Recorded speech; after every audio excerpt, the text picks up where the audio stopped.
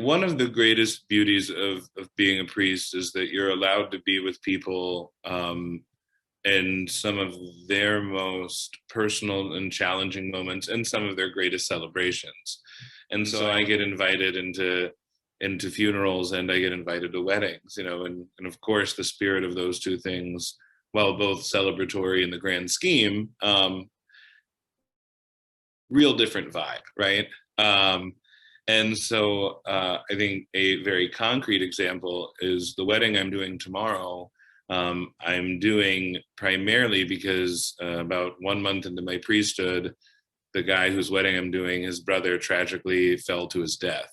And that was my first funeral as a priest. And the young man that died was 18, and there was no good answers. And to be just a source of comfort in that family is one of the greatest privileges of the priesthood, because you walk in and they're like, the priest is here. And there's something so wild to me still about the idea that my presence as priest, not my presence as self, can bring some of Christ's healing into really broken moments.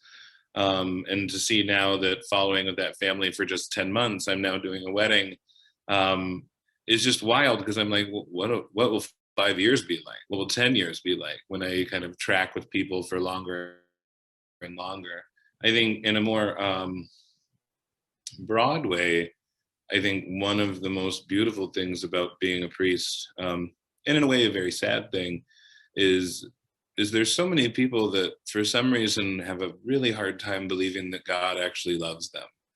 And so to bring the mercy of God and the love of God into the confessional, and to remind people, like, confession is a sacrament of joy, that like this is God's mercy, lived out in a real and very intense way. And like at the end of this, it's more party at the end of Prodigal Son, not wallowing in our own failures. There's a freedom in Christ. And so as a priest, just being able to bring people to the realization, and often it doesn't happen at one time, but the realization that God does actually love them, that the Lord is love, and he who abides in the Lord abides in God, and God in he. There's a beauty in that, and a message that I think the world is really hungry for, but almost has trouble just conceiving that someone could love them so deeply and personally.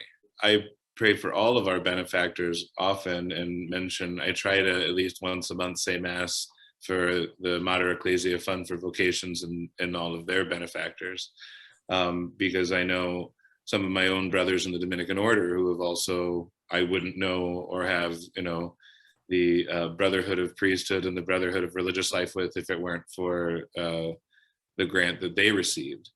And so, we do hold you in our minds at the altar, and that comes out of a spirit of gratitude. I think one of the saddest things we can encounter in the world is an ungrateful priest or religious. I think the gift of priesthood is worth thanking God for in and of itself. But to just, it's a good reminder to me of just how many people loved me into the priesthood that I will probably never meet.